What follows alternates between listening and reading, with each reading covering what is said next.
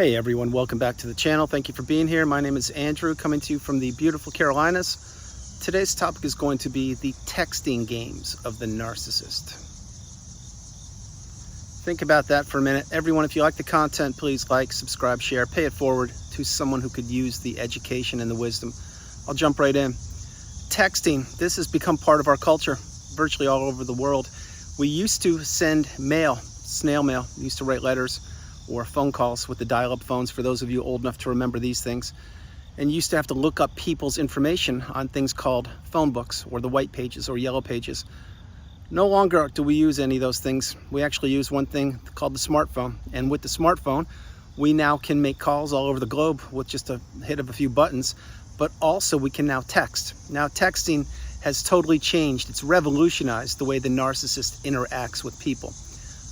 Having said all those things, remember, there's a big difference in the ways you communicate with people. You can communicate with them talking to them directly, as in face-to-face. You can use a phone. You can use Zoom, Skype. Texting is a whole different ballgame. Now, when you're texting somebody, let's think about how long it takes you to send a message. Probably, I don't know, less than a minute. Maybe you type a couple sentences and off you go, you send it. Now, when that message is sent, the individual who receives it usually would receive it in a timely manner, and they would respond to you. That is what is called healthy, stable communication. It's not what you get when you get an interaction with the narcissist. What you get there is many times they will be playing games with you, and these games are very, very deadly. They are weaponizing your emotions against you via text. So let's take a small example. Let's say that you are in the relationship with an individual who turned out to be a narcissist. And what did you do? Well, I'll tell you, you would be texting them. And when you're texting them, you would be communicating, and you would be sharing openly what you're thinking about or how you're feeling about them. This is in the beginning of the relationship. What would they be doing? They would be consuming your content, meaning they would be listening or reading what you're saying. And in the very beginning, they would be playing on your heartstrings. What they would be doing most times is they would be trying to glom onto you and trying to associate with you or assimilate with you. In other words, they want you to think that they are like you, or that they feel the way you feel or felt. That is on purpose. Keep this in mind. Fast forwarding, once the narcissist knows, and I'll go back to that part, but once the narcissist knows they have you ensnared in the web of manipulation, what do? They withhold the texting, or they start to berate you, or they change the energy of the text. In other words, no longer is it puppies and rainbows and unicorns and butterflies. It's now, where are you? What are you doing? Why are you late? Why aren't you here to pick me up? Or in other words, I say this frequently, maybe you would type to them when you're in the devaluation stage, and I'm bouncing around a little bit here. You would type to them, hey, how's your day going? What's going on? Or you would check in with them. They would read the message and not even respond to you. And you would be like, what's going on here? Like, only a few months ago, you couldn't get enough of me. You were sending me all these emojis via text, telling me how much you love me, how much you were the yin to my yang, and I completed you, and you want to be with me for the rest of your life. And now that's all disappeared. It seems like it vanished overnight almost. Well, that is on purpose. Because why? Go back to what I shared with you earlier. The narcissist knew that they had you ensnared in their web of manipulation. They already knew that you professed to them that you loved them, or that you were going to go into business with them, or whatever you wanted to have that relationship to be. They knew that they had you. Keep this in mind. The narcissist looked at you as an opportunity, not as a beautiful, bright, shining light, not as a beautiful, abundant human being. They looked at you as an opportunity to take advantage of. That is what they do with virtually every relationship they enter. But texting, having said this, they weaponize texts against you so frequently, beginning in the inception of the relationship up until and including the discard or the ending of the relationship. And I'll jump into that also. Texting is something that when it was created, my hope was it was just another avenue of communication, perhaps an easier way for individuals who did not want to talk, or perhaps for individuals who didn't even have the ability to talk. They could just text. And that's one of the beauties of different forms of communication. Having said that, the narcissist has fine-tuned their craft. They have weaponized texting. Think about it. Let's say that you ended the relationship, or it's over, you're out of it, and time has gone by, but you have not blocked the narcissist. Or let's say that you share children together and you cannot block the narcissist for whatever reason. Well, you're living your life, things are going well, and all of a sudden what happens? Boom, you get a text. Who is it? It's the narcissist. What are they asking you? Who knows? But what did they just do to you? They just disrupted your energy. No matter what they said, if they said anything to you, it's going to disrupt your energy, because you're getting the wisdom on my channel. You are understanding that the path is to not associate with these creatures, these individuals. They don't serve you now. They didn't serve you in the past, and they're incapable of serving you in the future. But keep these things in mind. This is exactly what the narcissist does. So let's focus on what I just shared with you a moment ago. The narcissist texts you something, say that they said, oh, I was thinking about you. Okay, well, what did they do there? I'll tell you exactly what they did there. They planted a seed. They wanted you to go back in time to think of the good times when you were with them, and they planted that seed hoping that you would be like, oh, I was thinking about you too. And what did they do? Then they just sucked you right back into a form of that past relationship. In other words, the avenue of communication is now open a little bit more than it was before you received that text. I hope you're following this message. Here are some more examples of how the narcissist texts, and they weaponize texting against virtually anybody they're communicating with. Have you ever received in the past a text from the narcissist and it seemed like it wasn't meant for you? I'm sure you have. Now think about this. Do you think that text was actually meant for you or not? I'll tell you right now, there is a very high likelihood that that text, although it appeared as if it wasn't meant for you, it was sent to you on purpose. Why did they do that? I'll tell you why they did that. Number one, because they could, but number two, they wanted you thinking, i.e. triangulating you. They wanted you thinking about who that text was actually sent for. So example, let's say that you are out of the narcissistic relationship. Let's say you were in it, as an example, and you get a random text and you're in love but you know something's wrong and you don't know you married a narcissist, as an example.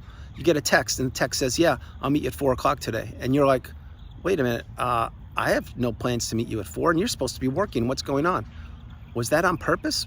It could have been. It could be to have you confused. So you're wondering, who are they supposed to meet at 4 o'clock? I don't get it. What's going on here? Understand what I'm sharing with you. I really hope you get this. Now, that text may have been sent by accident. I highly doubt it. It was probably a seed planted for you to be concerned about where they are, who they're with, what they're doing. This is how the narcissist weaponizes texting. Another way is this. Let's kind of fast forward to the phone for a moment. Smartphone. You get a phone call, and the narcissist says, oh, I didn't mean to call you. Sorry, I was calling somebody else. It must have been a butt dial or whatever. And you're scratching your head like, what are you talking about? Well, think about it. What were they doing? Number one, they were disrupting your energy again. And this is before you knew that they were a narcissist, or even if you do know that they're a narcissist. They disrupted your energy. They made it seem like they weren't trying to call you, but in fact, most likely they were trying to call you, but they wanted to use it under the disguise of them calling somebody else. So now what did they do there? Again, they opened up the communication. They had you thinking about them, and maybe they can draw you back into a relationship, even if it's for a couple hours. That's what they're thinking. These are all the unintentional accidents that the narcissist weaponizes. The butt dial, the text that was not meant for you, although it was meant for you. Here's another one. Tell me about this one if you've experienced this. You get a text from the narcissist, and it is very generic. It's very boring and bland, just like the narcissist. And there's no emotion in it, which is usually how the narcissist would text you. But the point is, they say something very, very blanket, like, I made it, I am here, everything is okay. Something like a robot would say, or Mr. Spock from that Star Trek TV show, movie, whatever it is. So that comes in, and then you're thinking, okay, they checked in with me, that's good. But think about something, really get what I'm gonna share with you. Was that message meant for you exclusively? Probably wasn't. It's such a generic, boring, mundane message that most likely was sent to not only you, whether you married the narcissist or not, and to other sources of supply, perhaps even your replacement. Think about it. That's what these people do. They take one simple text, like the one I just mentioned, and they send it to you, and you think, okay, there's no emotion. They're like, what's going on? Not like I love you or I miss you or hey, how you doing? And then they send it to you and you're like, okay, that's kind of cold, but whatever, they made it. That's meant to throw you off, but I'm telling you firsthand, that text was not only sent to you, it was sent to multiple people. Multiple people.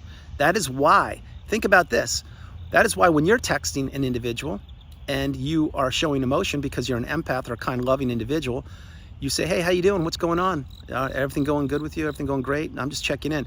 That's how a stable and or healthy or caring person would communicate with another individual, but that would be tailor-made for one individual.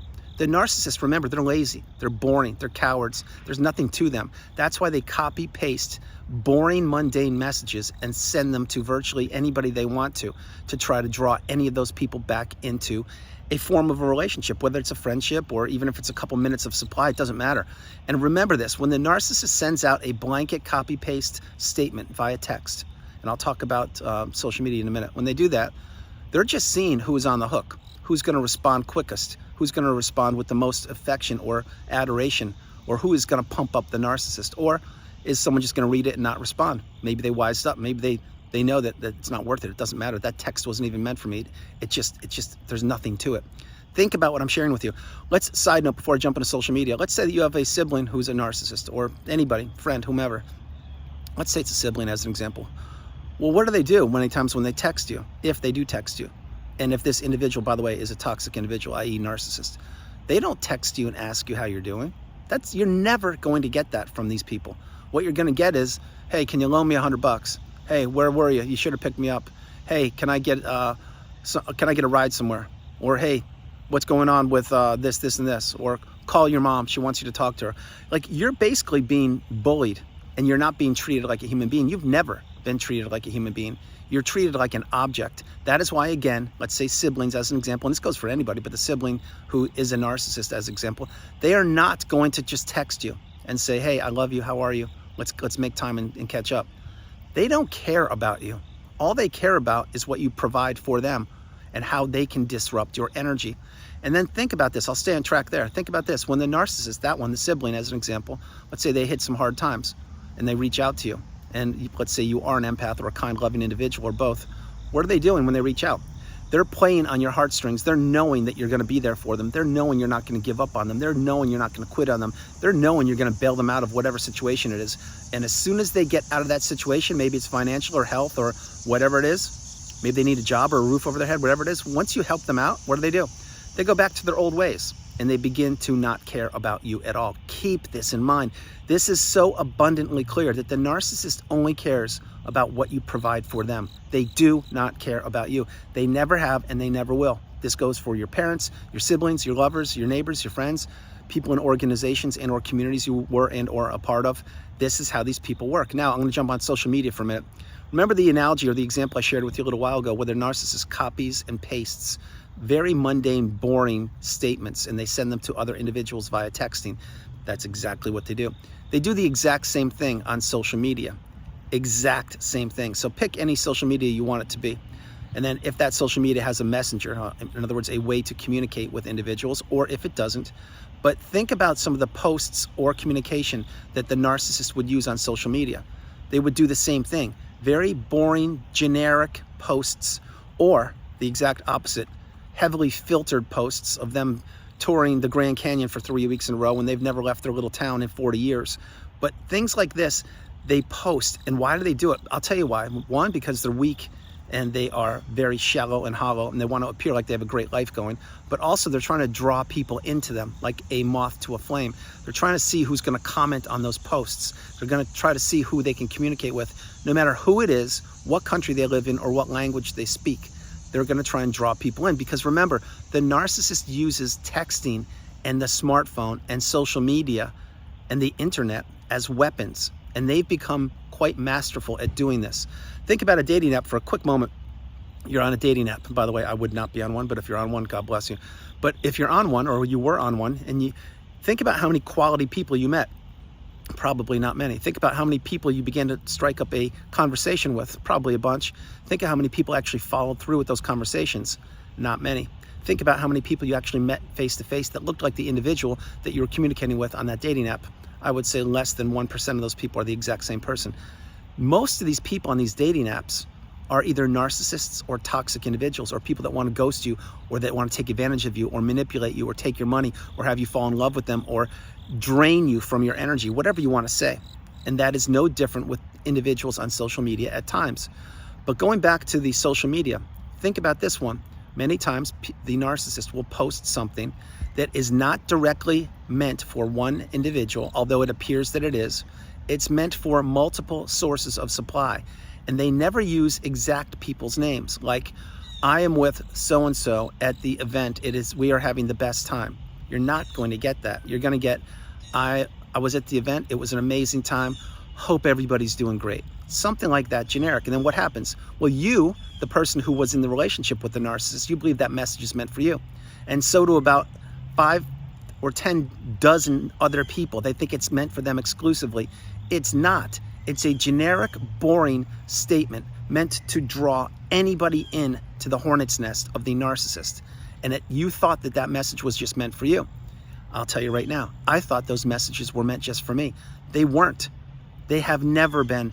They are meant for multiple sources of supply to make those people feel like they're the special, unique people that are in the relationship or about to be in the relationship with the narcissist. That's not true. Keep this in mind before I close the video. The narcissist needs multiple sources of supply at all times. One person will never cut it. One person is never enough. Yes, you may think that when you were in the euphoric / love bomb stage that the narcissist was only paying attention to you. Think again, they weren't. They were just wearing a mask to try to get you to fall in love with them or to do whatever they wanted you to do. They were working behind the scenes already on your replacement and on other sources of supply. In other words, when you met the narcissist, your world may have stopped and you're like, wow, this person's amazing. I'm gonna really create a future with this person. I'm so excited. That's great. The narcissist's world did not stop. It only spun faster and faster now that you were entering the relationship with them. So they worked on you, they groomed you, they trained you, they manipulated you, they took advantage of you. And while they were doing that, they knew that that relationship you were entering with them would have an expiration date. And behind the scenes, they were grooming other individuals for their turn to step up to the plate. That's what they do. That's why they go from person to person, place to place, relationship to relationship, blowing up everything in their wake of destruction. I hope you get the message. I really hope you understand this. The texting games of the narcissist, they are non-stop.